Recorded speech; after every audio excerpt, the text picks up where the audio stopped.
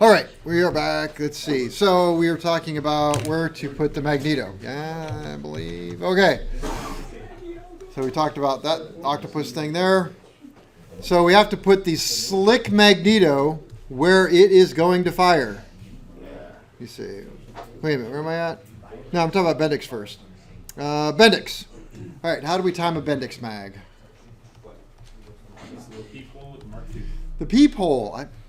I like that, the peephole. All right, we're going to open up the little peephole. Bendix mag has vent plugs. Right there. So we're going to open up the vent plug that goes to the distributor gear. And when we open up the vent plug to the distributor gear, you should see one tooth marked red. Some of you guys, when you built your Bendix, you wanted to paint everything red in there. Don't do that because it'll screw up the person installing it. One tooth gets painted red. And that tooth indicates that what? It's neutral. Firing number one. It's at, when it's in the middle of the window, that it is firing the number one cylinder. But the problem is, where do the points open? How many degrees past neutral? 10 degrees. 10. So see, look how it's off, 10 degrees. But the points are going to open here. So what position is it in right now when this is offset? It's in neutral. It's not ready to fire. It's got to go 10 degrees more before it fires. So this will get you close, but you can't put it here. If you put the tooth right in the middle and let go, what does it do? It rolls off. Like a lazy dog rolling the couch. All right, so you can't do that thing. So, but you put that in the window. If that red tooth is in the middle, guaranteed what? Guaranteed that it's, as long as it was built correctly, it's going to fire the number one cylinder. So you put that in the middle. Well, problem is though, like I just said, you've got to put it in the neutral position, which is 10 degrees off. So now the magneto is actually sitting 10 degrees off and it's not really going to fire. So you have to put it in and then rotate it a little bit. So you have to leave a little bit of room in those slots. How do you know which way to rotate it? I just practice. I just kind of look at it and like I'll hold the drive gear and I'll look at where it is and I'll go, nope, that's wrong. Oh, that's right. That's all I do. Just kind of look at it and then think about it. Okay, so I'm going to put it in like that. Some people get really bright and they think, wow, if I could just put something in there that would hold it in just the right spot, this would be beautiful. And then I wouldn't have to worry about this rotating at 10 degrees and getting it to work. So they came up with these things. So this is a great invention for killing people. So here you have a steel plug with a steel thing that's going to go in and grab the what? The plastic gear. And I told you guys this story, I'm sure, about our mag shop on the Skymaster, how the guy broke off 3 out of 4 magnetos. So the guy made it in. So don't use those. They do make Like rubber ones? rubber ones. Yeah, they're like out of a real soft pencil eraser. It's fine if you want to. I'm not going to do that. So, okay. So that's for Bendix pictures, I guess. So Bendix. What do we got? We're going to remove the timing plug.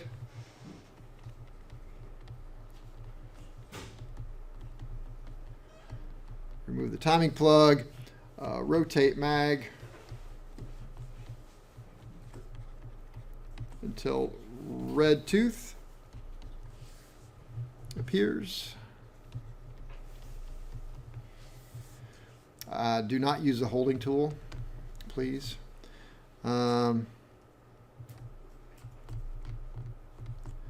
Magnet or rotor will hold it in place, but 10 degrees off usually. So you got to allow for that.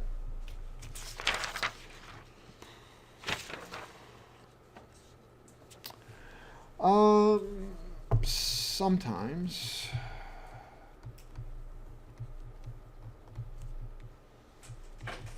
I'm adding stuff.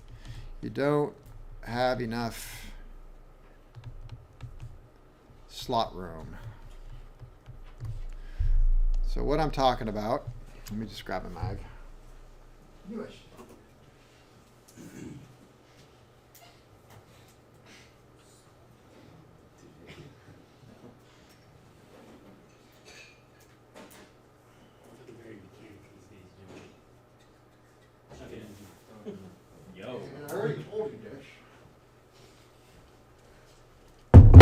I already mentioned this.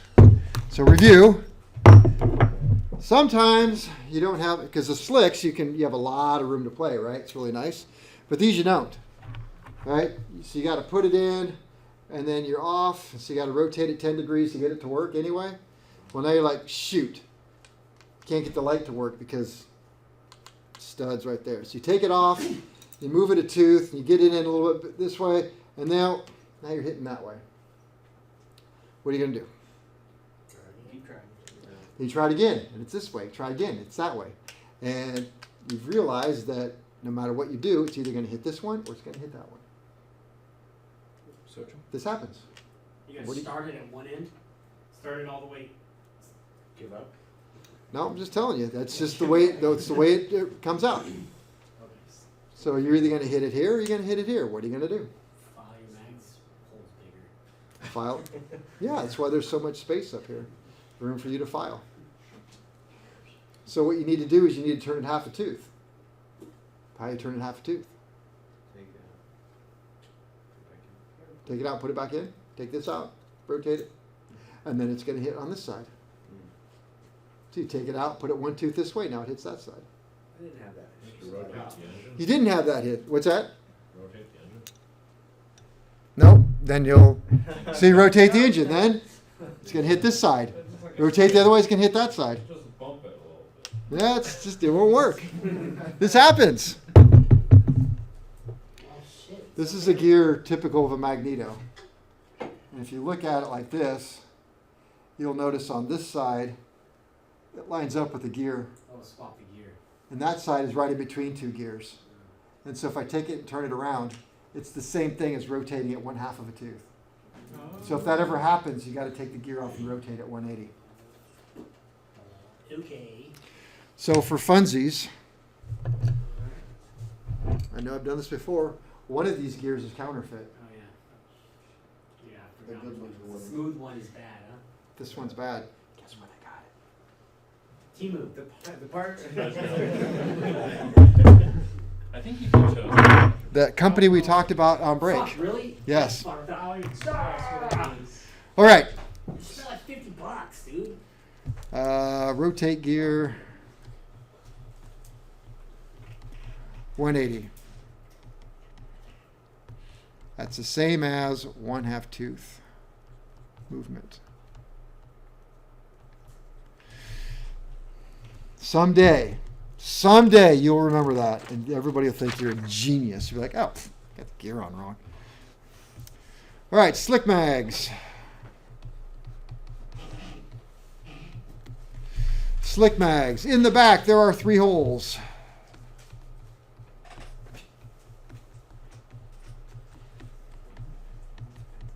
Those holes are what? An X. What is the X for? Laser. Laser ignition. So X equals laser. The R means what? Right hand. Right hand rotation. When viewed from the drive end. Left equals left hand rotation. When viewed from the? All right, so you put the pin in, right? You just drop the pin in there and just hold it like this and turn it. What happens? Well, you get to ruin the magneto and the pin. So also don't work on stuff like this, because what happens if I drop it? It has a long way to go. Work on a table, over a table. Interesting side note. I spent a lot of time talking to my stepdad this weekend. He ran body shops and he's all into production and very interesting. It's like his whole life's work is into how do you get more production out of a body shop, and he belonged to all these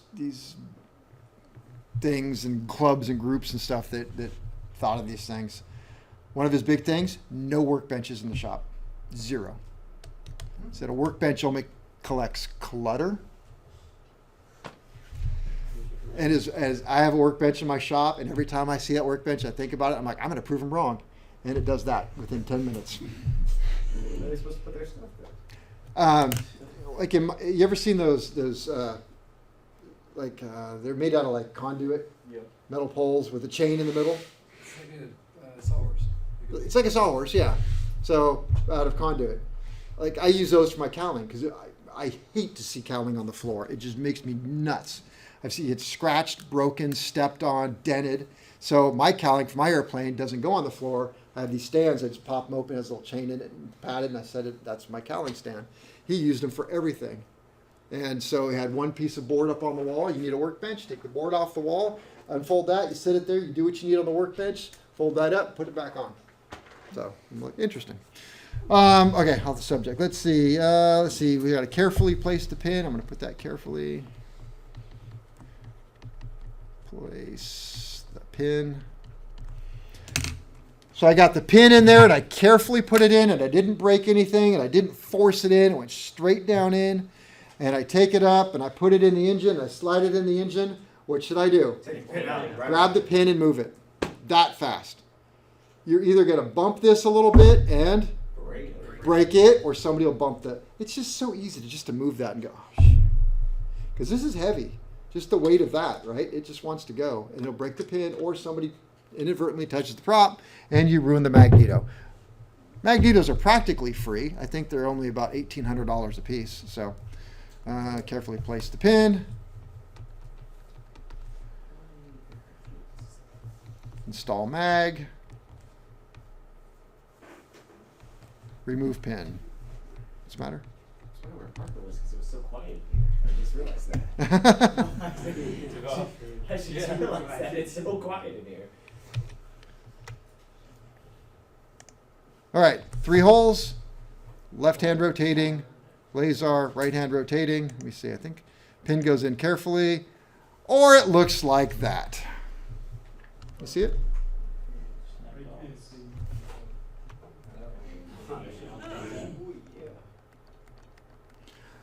Oh man. Teacher, I can't get the pin out. Well, it's because you bent it over with the mag. No, I didn't. I swear I didn't. This right here bent that over because this goes in there. So don't do that thing. Well, that's me explaining the gears, the 90 degree. All right, so we're done with that.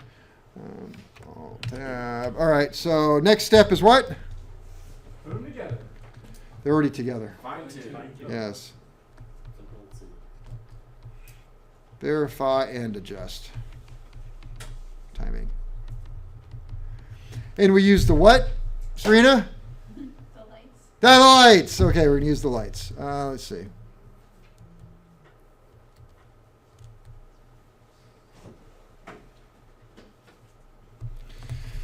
Let's see. Verify. We're going to use BuzzBox. Use the BuzzBox. Let me see. If you back the prop up too far, what happens? Impulse and government. Impulse.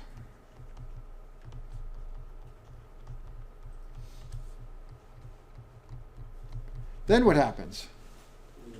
Try to time it, it's never going to make sense. Then your time. Not one person in this class has messed up this year. Not one of you. We got one more group.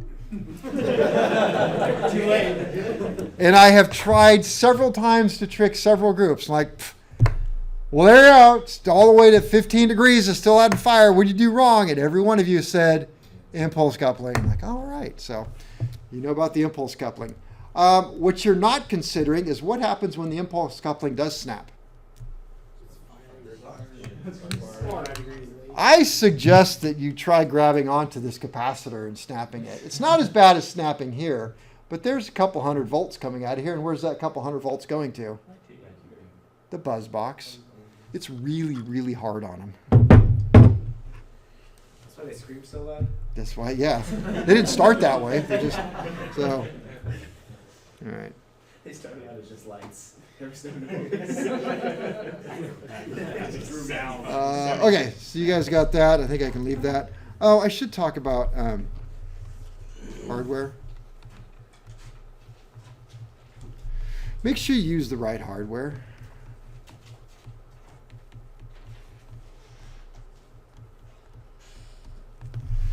What is the correct hardware? Where are you going to find it? IPC? The IPC. What does that stand for? Is it Integrated parts Illustrated Illustrated Parts Parts Catalog. So look at the parts book.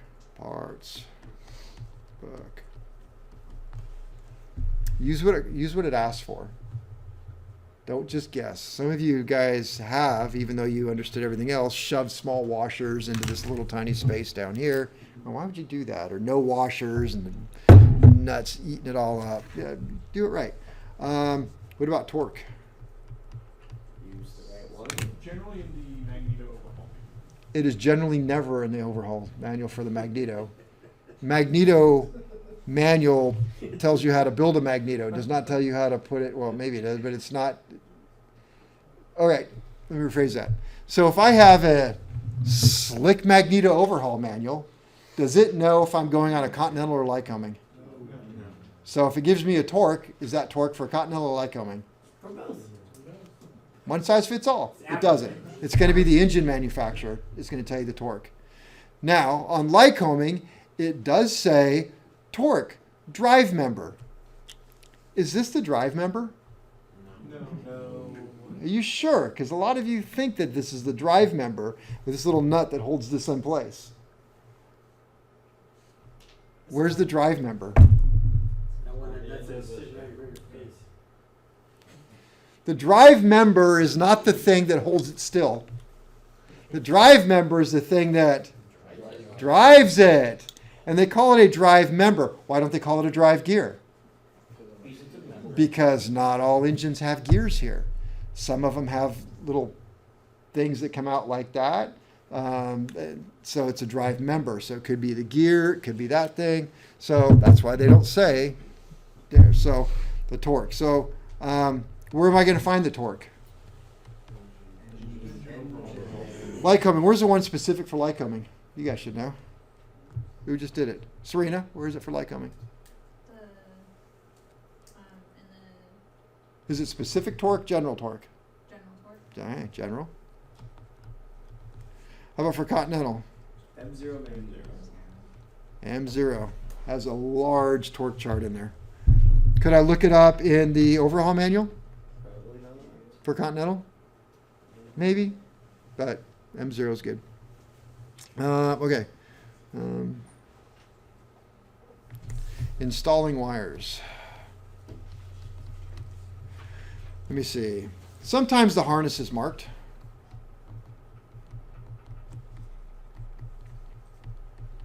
Harness is marked as like top one, top two, bottom two.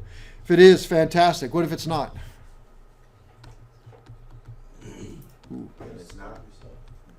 Verify. What does verify mean do? Well, I take the number one, which is always the number one, and it's marked number one, and I go, okay, this is not, and I always do this on an engine when I'm working on an engine. I find the number one, it's marked number one on the cap. And the overhaul manual for the magneto will tell you which one is number one. So I'll verify. The cap says one, that's no matter which way it rotates, one is one. And I will take one, and I will take it, and I will go to cylinder. Then I say, well, this is a left hand, so which one's firing next? And I grab it and I say, this needs to go to 3. And I take it and I go to 3 and I look at the end and it better say 3. Sometimes it doesn't. And if it doesn't, that means The wrong harness. you got the wrong harness. So verify every single time, every single thing. We're working on airplanes. People's lives are on the line, expensive things. Verify everything. Yeah. If you did have the wrong harness, or can you like remark it? I won't. It's the wrong part number. So somebody will take a picture of it and make fun of you on the internet. So not me. I'm going to take it off, take it in, say wrong harness. Either I ordered the wrong one or somebody else ordered the wrong one, but it's not going on that plane. What if plane's got to go right now? That sucks. So if not marked,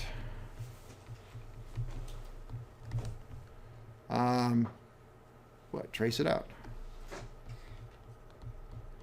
You can spark it out. I never spark out magneto. A lot of you guys, people, when you're putting your mags on those engines, you got the harness dangling and you're just running it through, snapping. What happens with the electricity that doesn't get a chance to go out the end of the harness and make a complete circuit back to the high voltage generator? It sparks out somewhere in here, or it breaks through the wires to get to something. If you got 20,000 volts trying desperately to go somewhere, it has to find a place.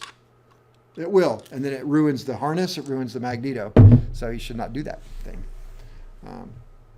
It's you just trace it out by looking at the number on it. Grab number 1, because it's always marked.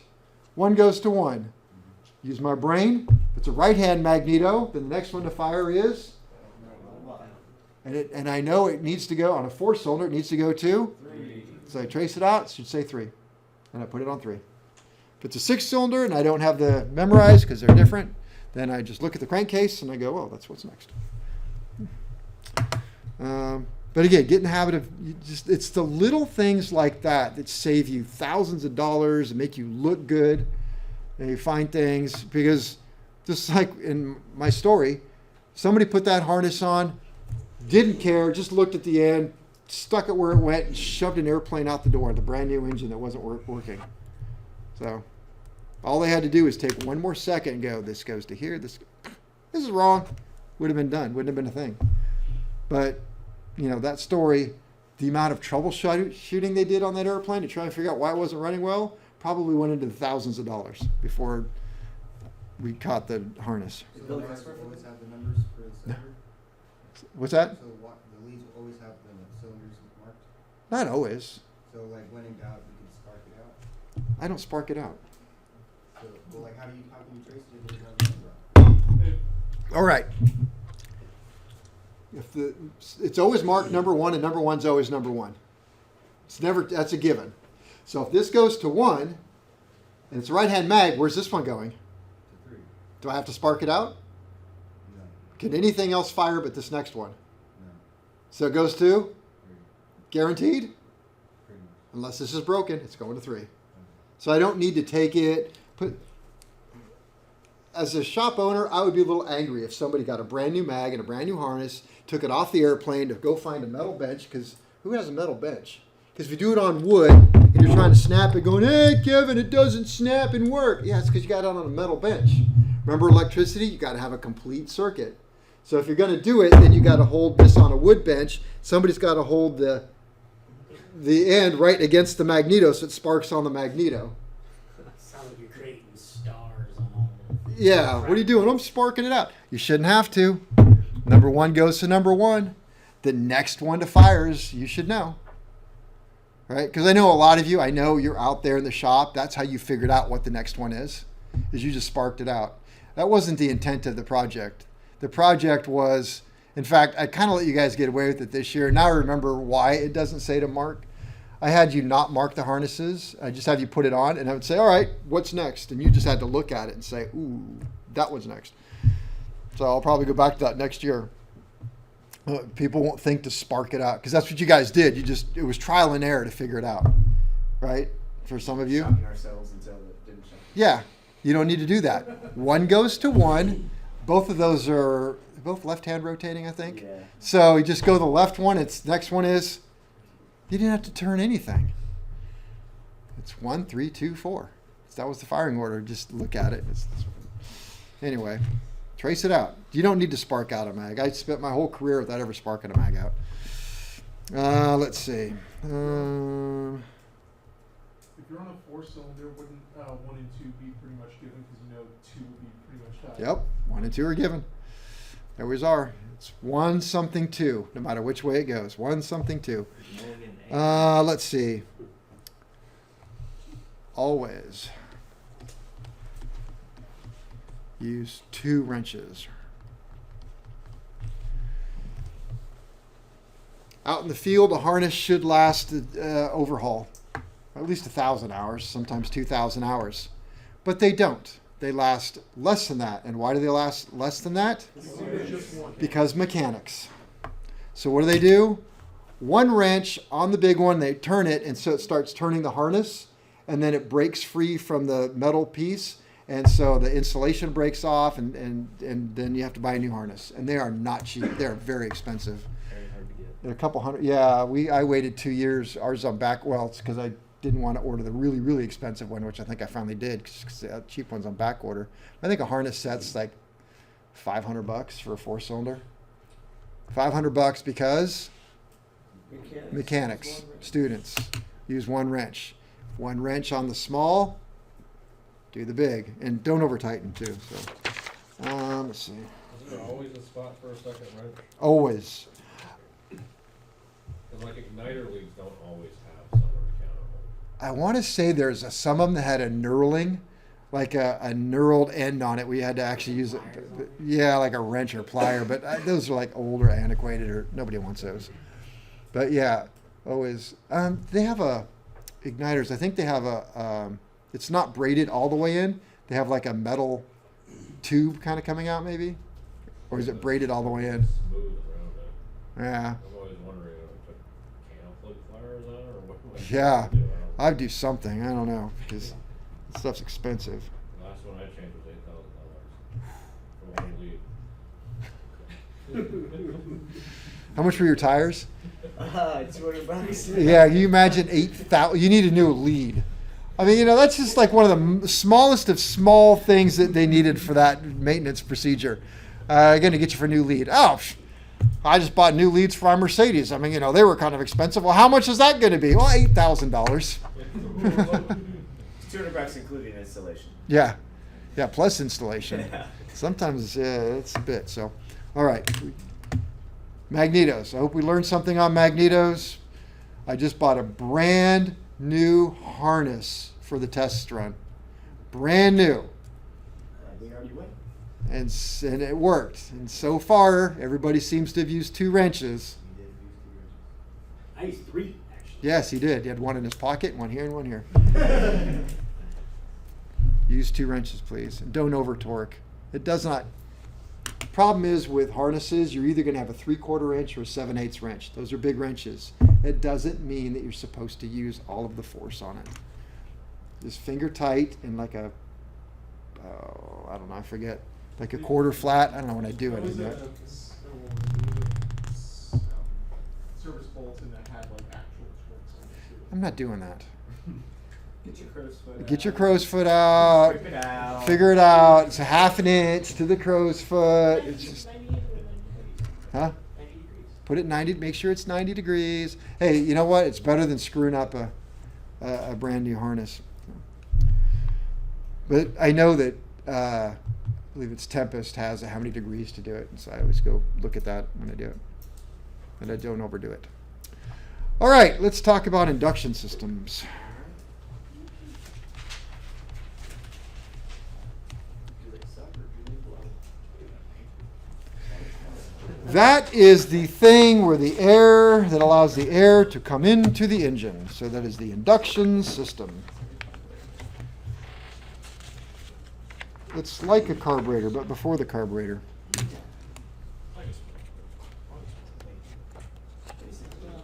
It's like a chicken, more than egg. What's your first? Do you use supercharger? Okay, induction systems.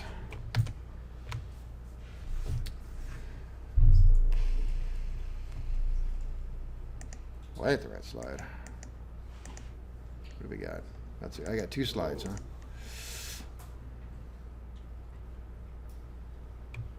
Oh, according to this, I had a slide there to work. Okay, induction system. We have components.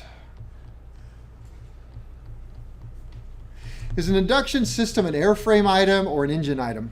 An airframe item. It's an airframe item.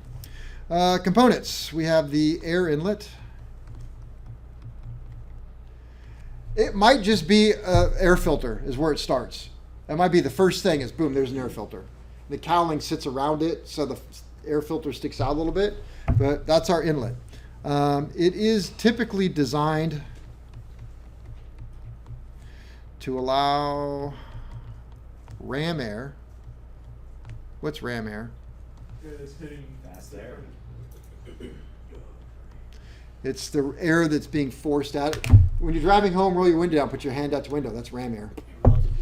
Yeah, relative wind. Designed to allow ram air from, we'll say, prop blast. Prop blast and forward movement. Prop blast and forward movement to boost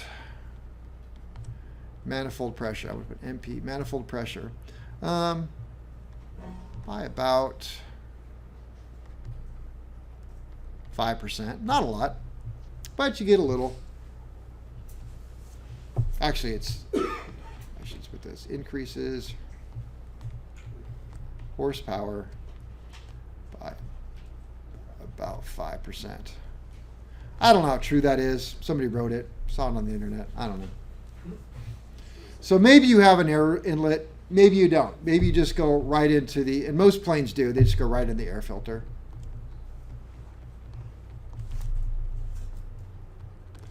What's the air filter for? Filter The the air. foreign object debris. Oops, removes dirt and particles. You get an oil analysis done and you're high in silica. What does that mean? Sand. Dirt. Yeah, high in dirt. Typically from ground operation. Not a lot of dirt floating around up high. Maybe there is. I'm going to say 3 types. Can think of 3 types. There is the wetted mesh. Kind of like K&N. You guys have K&N filters on your car? Yeah. Yeah, that cost me a lot of money. Yeah, so you take and you clean them and then you spray the K&N oil on them. Well, I did that for my Mercedes because they had big old air filters and they were real expensive and hard to find. I always had to order them. And then it blew out the mass airflow sensor because the oil got through and onto that, so I threw them out. So wetted mesh. A lot of planes came out of the factory with the dry paper. Most all aircraft now have a foam style, which is the bracket.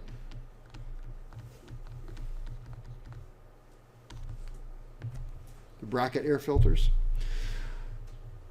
So if my airplane came with a dry paper one and I want to put on the foam bracket one, that is an STC because it is a major alteration to the aircraft. So dry paper, K&N style, it's even pink, and your bracket style. So when I first got out in the field, this place I was working at, you know, because you're the junior guy, you're always doing the crappy work, clean the spark plugs, do wheel bearings, and they always had me cleaning the air filter. So the procedure was you take the air filter out and then you wash it in some solvent, then you use some gasoline, then you blow it dry, then you set it in the sun until it was dry. Then when it was done drying, we took this, they're very sticky. If you ever work with me on my airplane or around me doing airplanes, and you're like, what can I do? I'll always say, yeah, could you put the filter in, air filter in? Because I hate it. It's just, it's sticky like honey.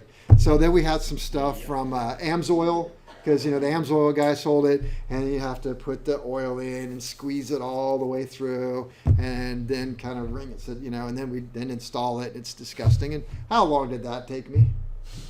Very long. Yeah, this is about an hour worth of labor. Let's see here. Every 12 months, regardless of hours used and at hourly intervals, use says somewhere in here, do not clean and reuse. Yeah, I know a guy who did do that for like a really long time and it broke apart in chunks. So. Breaks apart in chunks and gets into the engine. So I say as cheap as I am, I'm not really that cheap though. So first of all, they're not expensive. I want to say, like, gosh, back when I was doing it, this element right here is like $8.50. And I spent an hour cleaning one only to violate the STC and potentially put my license in jeopardy. So for what? It didn't cost. I saved the customer $8.50, but we billed them, an hour to clean it at whatever the shop rate was. So anyway, so it is an STC. There are ADs on these things, by the way. So that's the air filter, and that's my story. So we have those three types of air filters. Does take an STC. So guess what I feel is the single most missed 337, because I'd have a 337 STC on an airplane. That would be the Air filter. air filter. So yeah, it's an STC to put that on. Supplement to the type certificate. Yeah, no, inspect and change per manufacturer instructions. Do not clean or reuse unless allowed. All right, then we have the air box. So with a carbureted engine, we always have to have carb heat. With the fuel injected engine, we always have to have Cabin heat. cabin heat. Aside from that, a compass. Alternate air. Alternate air. Because what happens if you accidentally fly into an icing condition and ice builds up on your air filter? And you have a fuel injection system that doesn't need carb heat, so you don't have a carb heat. Then what happens? Then your cabin heat doesn't work. Those are two separate systems, dude. It's like saying your compass doesn't work. Okay, they really are. Yeah, you have an alternate air door. And I talked about alternate air doors. It's really a door somewhere in the air induction system after the filter, so that if the filter were to clog up, start to clog, the engine is pulling in a bunch of air. It can't. So there's a door somewhere that's spring-loaded or magnetically closed. It'll suck the door open and let air come in from inside the engine where it's warm. So, but we'll talk about this air box right here. So we have an air box. Provides, well, the filter is going to go on the front. I don't know if I have a better picture. No, I don't. That is my picture, so live with it. So it's got a little flapper valve. Flapper valve right there. That's the carb heat. And you guys that are running your engines, you have one of these, right? And so there's a flapper valve in there that right now is kind of doing that. So air is going to come in through the filter and up into the carburetor. I should use blue because it's nice cold air.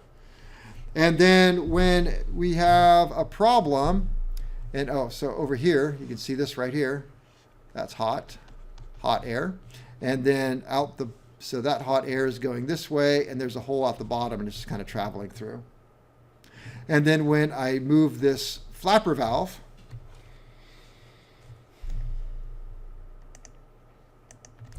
flapper valve is going to kind of go like that, covering up the outlet, and all the hot air is going to come this way and up that way. So we get our hot air. Is hot air good or bad? Good if you got icing.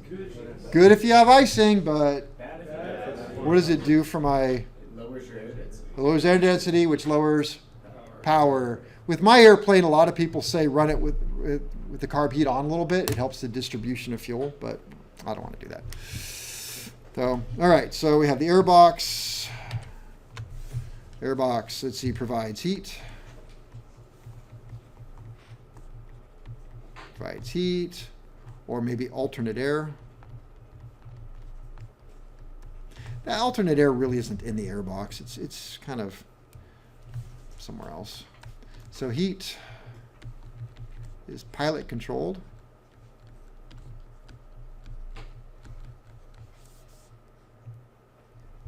And what's the heat for?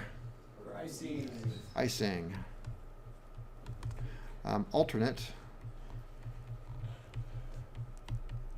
air is a door that automatically opens inside cowling.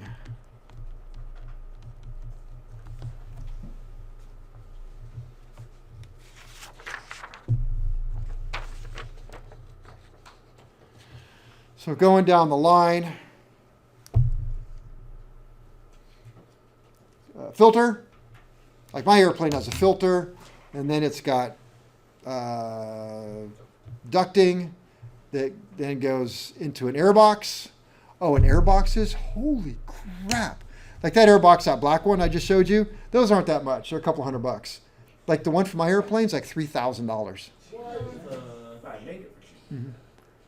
No, they're pretty complex. Probably can't make it. I had to fix mine. And that's one of the things you have to really watch for. This black one right here, the flapper valve is all metal. And so what happens is right here, the bushings wear out. And that, so then now you got loose bushings. So now what does that mean? You got hot air coming in sometimes. Well, you got dirt coming in through here. So dirt comes in from around the bushings because the filter's up here. So now what do you got?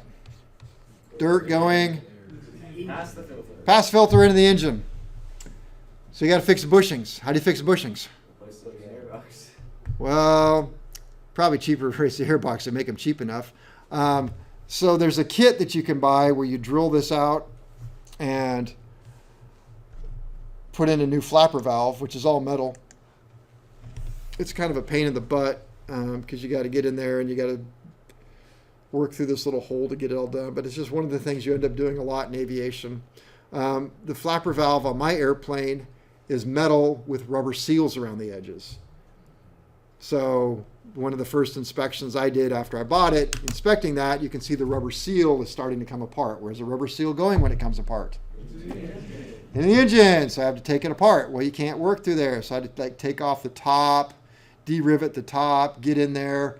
There comes with special rivets that you have to rivet because anything that comes loose goes into the engine. And that's why I ended up having to buy a little piece of tungsten bucking bar.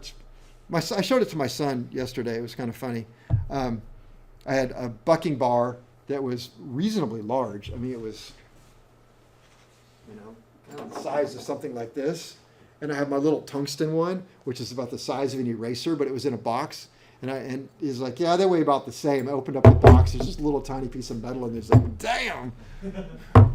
They're a game changer. But anyway, so you got to watch those flapper valves. Make sure you inspect them, that you're not ingesting pieces and such. Okay, so plenum chamber, airbox. Next thing is, what comes next? Well, that's getting a little nitpicky. Rear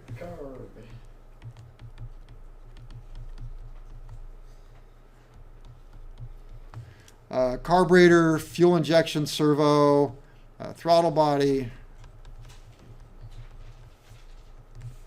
or pressure carb. That's what comes next. Carburetor. Everybody knows what a carburetor is. Fuel injection servo. What's that go on? Fuel injected engine. What kind of fuel injected engine? Which system is that? Oh, the servo? Oh, that's Lycom. That's the Yep. RSA. What's throttle body? That's Continental. Continental. All right, so that's what's going to come next. What comes after those systems? Because we've already talked about those. The engine. Well, you're not wrong. Well, after that, the intake manifold. Yeah, the manifold. Manifold or the intake pipes. If you think about your Lycoming, it's sort of integral into the sump, but it's still intake pipes that just run through the sump, internal of the sump, and then they have external pipes. Small Continentals, they have a little spider that hangs down below everything, so it's not even getting engine heat. That goes up into that spider that then goes through pipes that are kind of away from the engine and up into the cylinders. Big Continentals are somewhat similar. So we got our manifold, our intake pipes. Let's see, what time is it? Time to be done, isn't it? Just about. Close enough.